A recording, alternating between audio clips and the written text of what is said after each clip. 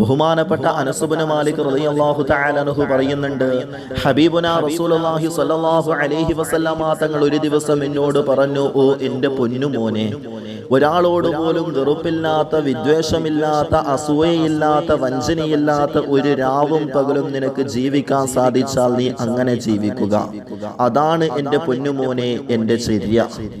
ആരെങ്കിലും എൻ്റെ ചര്യയെ ജീവിപ്പിച്ചാൽ അവൻ എന്നെ ഇഷ്ടപ്പെട്ടവനാണ്.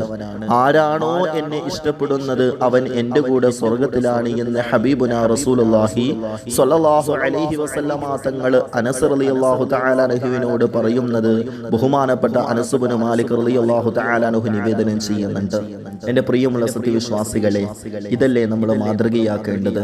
ഒരാളോട് പോലും വെറുപ്പില്ലാത്ത, വിദ്വേഷമില്ലാത്ത, അസൂയയില്ലാത്ത, വഞ്ചനയില്ലാത്ത ഒരു രാവും പകലും നമുക്ക് ജീവിക്കാൻ സാധിച്ചാൽ അതാണ് പ്രിയമുള്ളവരെ ഹബീബുനാ റസൂലുള്ളാഹി സ്വല്ലല്ലാഹു അലൈഹി വസല്ലമ തങ്ങളുടെ മാതൃക.